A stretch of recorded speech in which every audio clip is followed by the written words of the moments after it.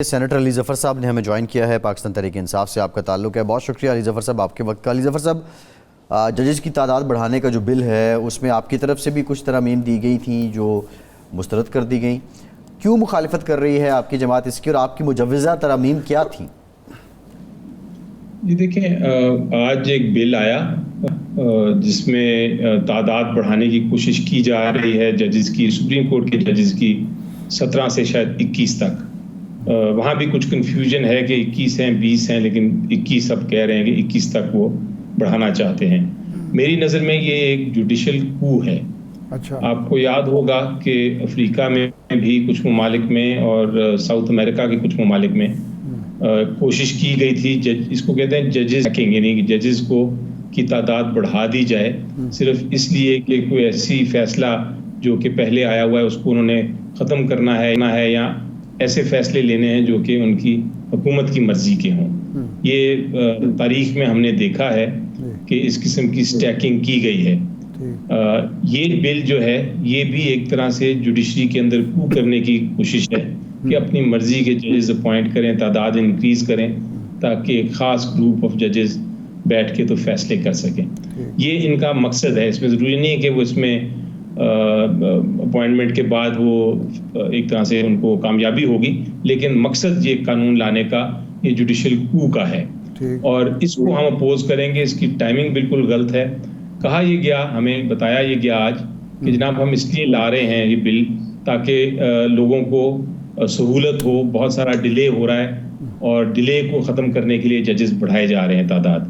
لیکن اگر ایسی بات تھی تو میں نے کہا آج 7 سینٹ میں میں نے جب اس پہ آبجیکٹ کیا، میں نے کہا کہ اگر یہ بات تھی تو ہم بالکل ساتھ ہیں حکومت کے، لیکن پھر پورا جوڈیشل ریفارم نیچے سے شروع کریں. جہاں زیادہ ضرورت ہے وہاں تعداد بڑھائیں، ان کی جو کورٹ رومز ہیں ان کو بڑھایا جائے، پھر ڈسٹرکٹ جوڈیشری کا بڑھایا جائے، پھر ہائی کورٹ کا بڑھایا جائے، پھر الٹیمیٹلی سپریم کورٹ کے سامنے آئیں. تو ایک کمپوزٹ ایک پیکج لانا ہے تو وہ تو بات سمجھ آتی ہے. لیکن آپ صرف شروع کر رہے ہیں سپریم کورٹ سے اور وہ بھی ایک خاص مقدار بڑھا رہے ہیں جس کا کوئی کسی قسم کا تعلق نہیں.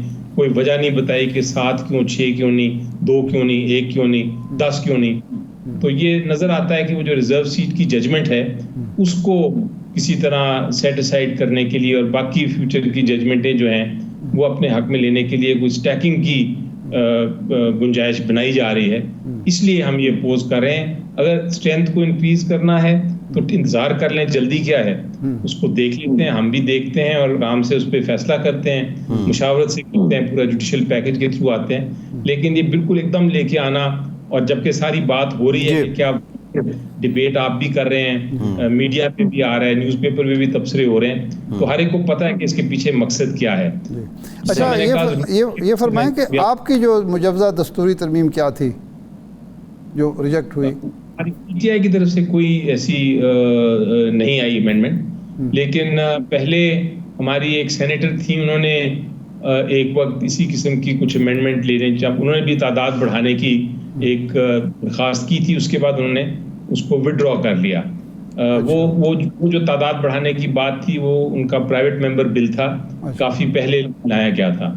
لیکن اس کیس میں تو ہم نے دیکھا کہ پہلا پرائیویٹ ممبر بل ہے، بلکہ آج دوسرا پرائیویٹ ممبر بل تھا جس کو حکومت لے کے آئی ہے پرائیویٹ ممبر بل کے طور پہ، اور حکومت سپورٹ کر رہی ہے. تو یہ ایک طریقہ کار بنایا گیا ہے کہ ایک پرائیویٹ ممبر سے ایک بل لے آئیں جس میں تعداد بڑھانے کی بات ہو، اور حکومت کے ہاں جی بہت اچھی بات ہے، ہم بھی یہ چاہتے ہیں. جی صحیح. ایک یہ تجویز بھی گردش کر رہی ہے کہ جی چیف جسٹس کا تقرر سینیارٹی کی بنیاد پر نہ ہو، 3 یا 5 کا ایک پینل ہو، اس میں سے صدر صاحب یا جوڈیشل کمیشن چوز کرے.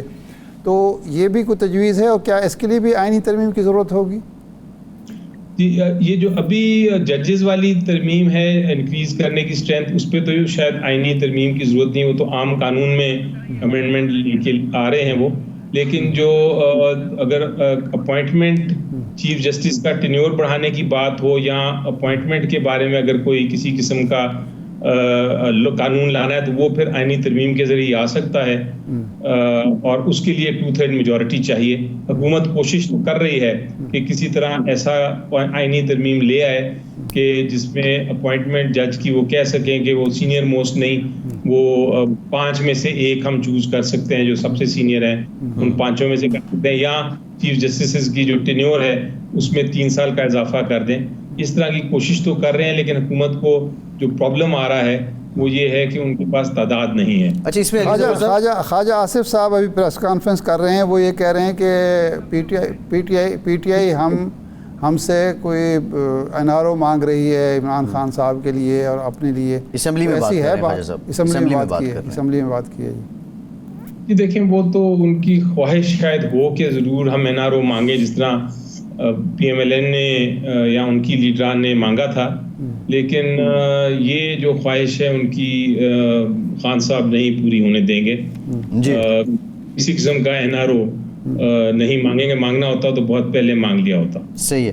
اچھا، یہ بتائیے علی ظفر صاحب، ابھی جو آپ نے چیف جسٹس کے تقرر کی بات کی ہے، جو کانسٹیٹیوشن آف پاکستان ہے اس میں کلاز 177 سے لے کے اور آنورڈ 181 تک اس میں سینیورٹی والی بات تو نہیں ہے، لیکن کسی عدالتی فیصلے کی بات کی جاتی ہے کہ اس میں یہ طے ہوا تھا الجہاد ٹرسٹ کیس میں غالباً. تو یہ معاملہ ایگزیکٹلی ہے کیا، اور اس فیصلے کے ہوتے ہوئے اب آئینی ترمیم کی ضرورت ہے، یا وہ فیصلہ بھی کسی حد تک کس اسٹانس کو فیور دے رہا ہے کہ 2-3 لوگ یا 4-5 لوگوں کا پینل بنا لیا جائے اور اس میں سے پک اینڈ چوز کیا جائے؟ نہیں، دیکھیں، جہاں تک تو پہلے آئین کو دیکھیں تو آئین میں آرٹیکل 175 واضح طور پہ کہتا ہے کہ چیف جسٹس پاکستان کی جب آپ بات کریں گے تو سینئر موسٹ جج ہی ہوگا. اس کے بعد الجہاد ٹرسٹ اور کافی ساری 2 اور ججمنٹس اس کے بعد بڑی ڈیٹیلڈ آئیں، جس کے اندر یہ فیصلہ کیا گیا کہ جو چیف جسٹس آف پاکستان یعنی سپریم کورٹ کے جو چیف جسٹس ہیں ان کی جو اپوائنٹمنٹ ہے وہ صرف اور صرف سینیورٹی کے بیس پہ ہوگی.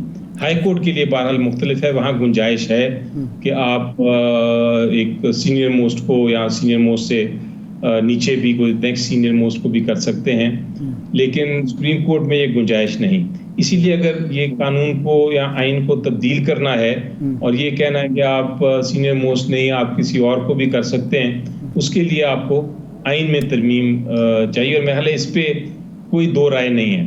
یہ ہر وکیل جو ہے جو قانون کو آئین کو سمجھتا ہے وہ یہی کہے گا. اچھا، یہ فرمائیں کہ اب یہ مذاکرات کی باتیں دوبارہ ہو رہی ہیں. نواز شریف صاحب نے کہا کہ جی مفاہمت ہونی چاہیے. آج بیرسٹر سیف صاحب پریس کانفرنس کر رہے تھے کہ جی یہ نواز شریف چاہتا ہے مفاہمت ہو، شہباز شریف چاہتا ہے کہ نہیں مفاہمت نہ ہو کیونکہ اس میں ان کا بھلا ہے.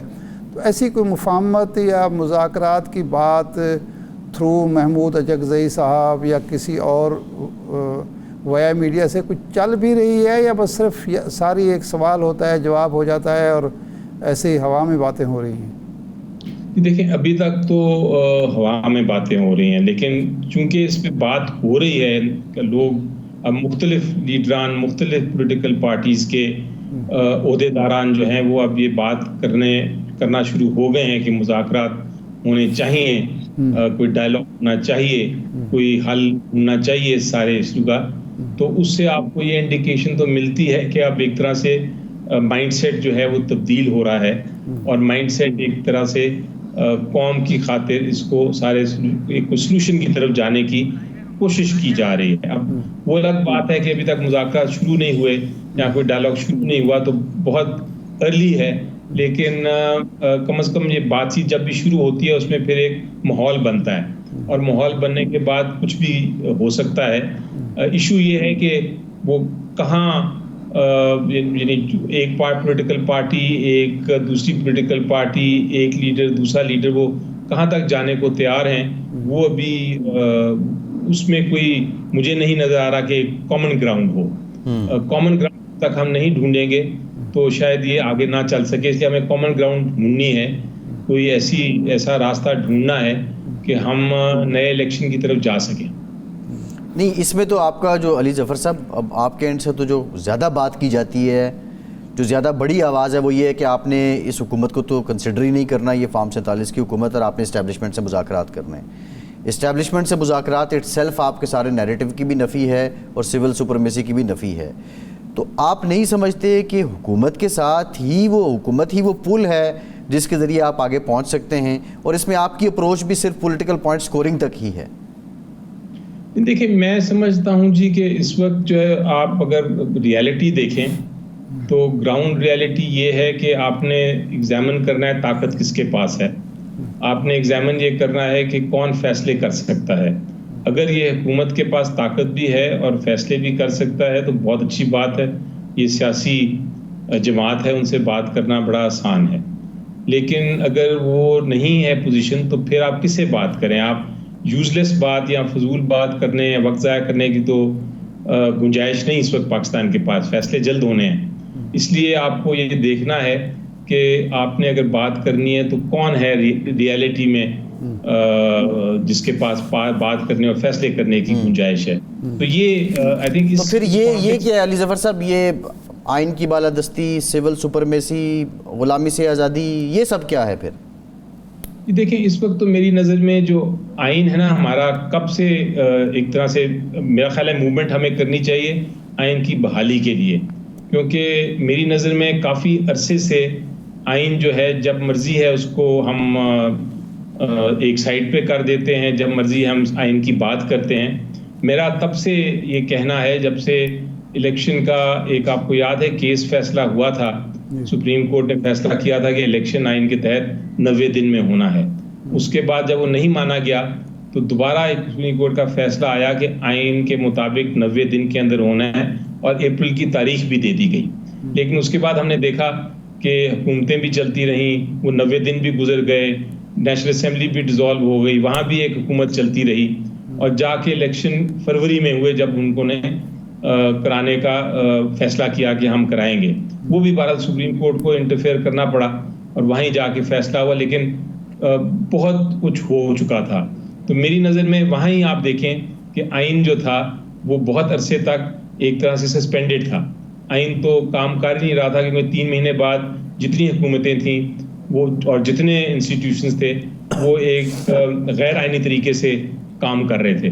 اس کے بعد سے ہم نے دیکھا کہ رول آف لا کدھر گیا, سسٹم کہاں گیا, لوگوں کو سال سال سے جیل میں بیٹھے ہیں, کوئی کیسز نہیں ان کے خلاف لیکن وہ جیل میں پڑے ہیں, کوئی پوچھ نہیں سکتا.